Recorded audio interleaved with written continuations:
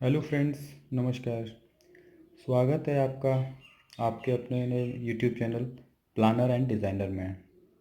Friends, आज हम एक वीडियो लेकर आए हैं जिसमें हम आपको एक 28 बाई 32 फिट का एक प्लॉट साइज है, जिसमें हम आपको एक प्लानिंग बताएंगे 28 फीट इंटू 32 फीट। इसका अगर हम एरिया की बात करते हैं तो ये 900 स्क्वायर फीट एरिया बनता है। और अगर इसको हम यार्ड या गज में हम बात करें तो ये 100 गज या 100 गज का ये प्लॉट होता है।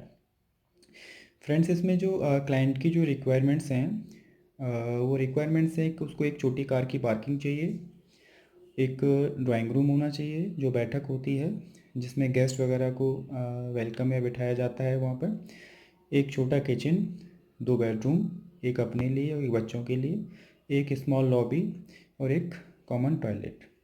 आइए फ्रेंड्स, हम आपको बताते हैं कि किस तरीके से आप 100 गज के प्लान में किस तरीके से ये रिक्वायरमेंट्स हम पूरी कर सकते हैं।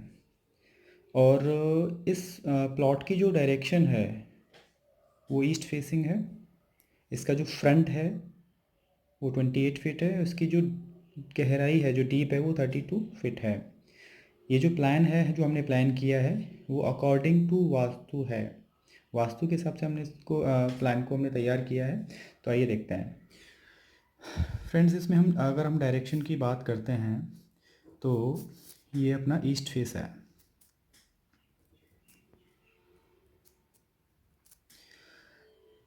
हम अपने जो भी हमारे जो घर होते हैं, ईस्ट फेस हो, नॉर्थ फेस हो, साउथ फेस हो या वेस्ट फेसिंग हो, इसमें हमें देखना ये होता है कि वास्तु के हिसाब से जो हमारी एंट्री होती है वो किस कॉर्नर से, किस दिशा से उचित होती है।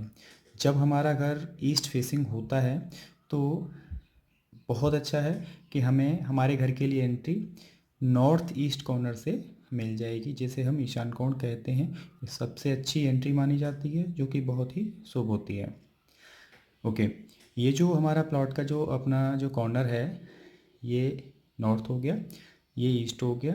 तो इन दोनों का जो कॉर्नर बनेगा हमारा, ये ईशान कोण, यहाँ से हमने इसकी एंट्री ली हुई है।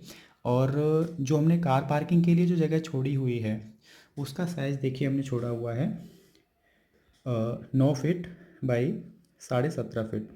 9 फीट बाई 17.5 फीट एक कम से कम एक इतना बड़ा स्पेस है जिसमें हम एक छोटी गाड़ी और स्टेयर केस, इन दोनों को हम इसमें प्लान कर सकते हैं, जिसमें हमारा ऊपर के लिए एक जीना भी चला जाएगा और एक हमारी छोटी गाड़ी इसके नीचे हमारी पार्क भी हो जाएगी। ठीक है, गाड़ी जब यहाँ पे हमारी पार्क हो जाएगी जीने के नीचे, तो साइड में इतना स्पेस बच जाता है कि हम यहाँ से अपना घर के अंदर जा सकते हैं और टू व्हीलर भी यहाँ पे हम अपना प्लेस कर सकते हैं। ओके, जब हमारी एंट्री यहाँ से हो जाती है तो हमने इसके अंदर 2 एंट्रीज ली हुई हैं। जो मेन एंट्री है हमारी वो है ये वाली। इस वाली एंट्री से हम अपना लॉबी में एंट्री कर जाते हैं, इसको हम मेन एंट्री कहेंगे।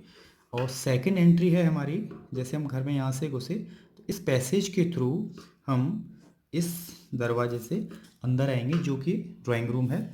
अगर कोई भी गेस्ट आपसे मिलने के लिए आता है तो आप इस मेन गेट से अपने घर के अंदर उसको ना बुला के आप बाहर वाले दरवाजे से उसको ड्राइंग रूम में बुला सकते हैं, उसको बिठा सकते हैं, वेट करने के लिए बोल सकते हैं। जब भी आपको मिलना है, अगर कोई आप काम कर रहे हैं, आप वहाँ से फ्री होकर जब उसे मिलना चाहते हैं तो इस डोर के द्वारा आप इस रूम में आ सकते हैं और इस दरवाजे से आप घर से बाहर भी जा सकते हैं। तो ये तो रहा आपका ड्राइंग रूम। ड्राइंग रूम के बगल में हमने यहाँ पे लिया हुआ है किचन। किचन की जो फेसिंग है वो ईस्ट फेसिंग है, ईस्ट में ही हमारी विंडो आ रही है। अच्छा, हम किचन में 2-3 चीज़ों का विशेष ध्यान रखते हैं कि हमारा जो पानी का पॉइंट है, जो सिंक है, वो किस डायरेक्शन में है। जो हमारा स्टोव, जो चूल्हा जो होता है, जो हम खाना जो बनाते हैं, वो किस डायरेक्शन में है। गृहिणी जो घर में खाना बनाती है उसकी फेसिंग किस डायरेक्शन में होनी चाहिए। फ्रिज की फेसिंग क्या होनी चाहिए वगैरह वगैरह। अभी इसमें हमें देखना है कि हमारा जो सिंक है, ये सिंक का सिंबल है, हमारा जो सिंक है, जब भी कोई लेडीज़ इसमें खड़े होकर काम करेगी तो उसकी जो फेसिंग होगी वो नॉर्थ फेसिंग होगी। ये देखिए, नॉर्थ फेसिंग होगी। ओके, ये वाला जो अपना जो चूल्हा है, यहाँ पे जब लेडीज़ खड़े होकर काम करेगी तो इसकी फेसिंग बनेगी ईस्ट, जो कि सबसे ज़्यादा शुभ मानी जाती है। क्योंकि जब सूरज निकलेगा तो सुबह मॉर्निंग की जो धूप होती है इस विंडो के थ्रू इस किचन में जाएगी और किचन के थ्रू इस लॉबी में जाएगी। ओके, सुबह जब धूप निकल रही है उसकी जो रेज़ जो होती हैं वो मॉर्निंग में किचन के लिए बहुत ही पॉजिटिव होती हैं। जितने भी जर्म्स होते हैं, नेगेटिव एनर्जी होती है, वो सारी ख़त्म हो जाती है। ठीक है फ्रेंड्स, यहाँ से किचन को नेचुरल लाइट भी मिल रही है। विंडो आप खोलेंगे तो पूरब से आने वाली हवा भी आपको यहाँ पे मिलेगी। ओके, ये छोटा सा हमारा लॉबी एरिया है। लॉबी का जो साइज़ है वो छोटा है क्योंकि प्लॉट भी हमारा छोटा है, तो लॉबी तो देखो बनेगी ही।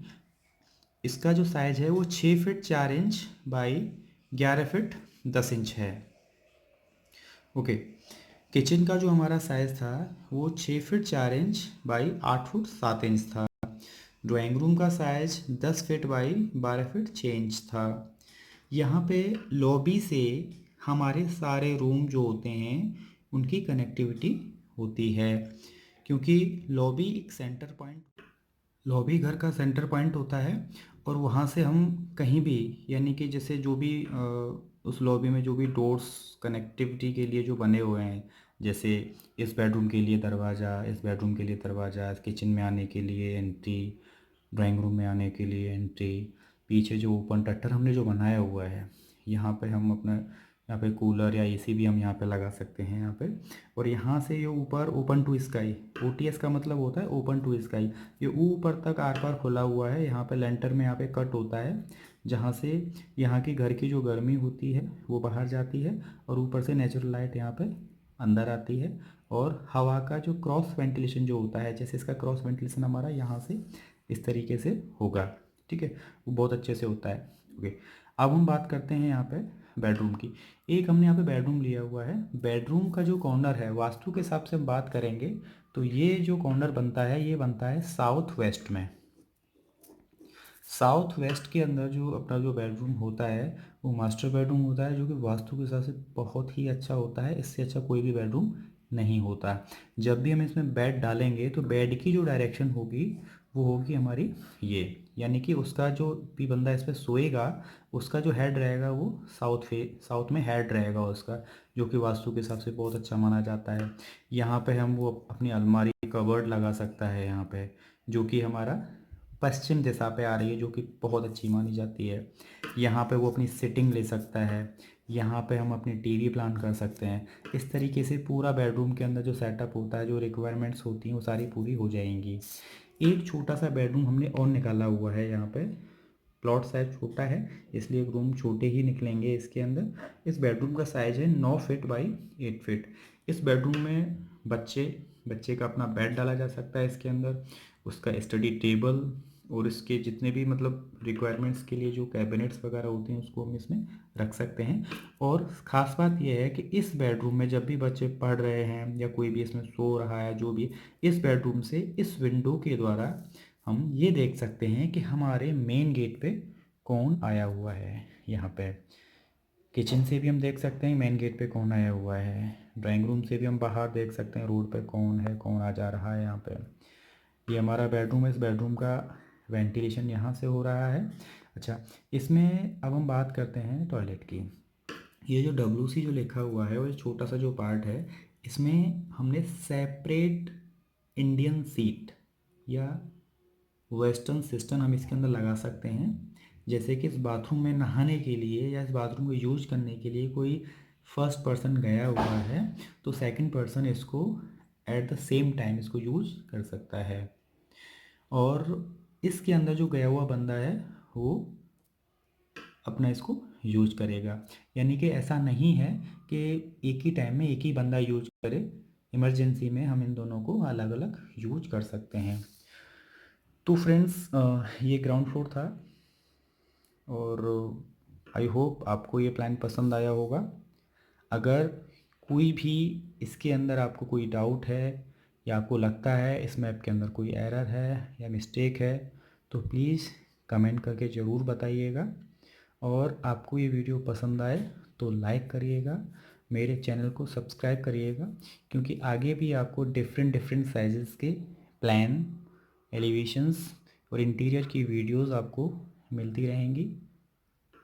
Thank you.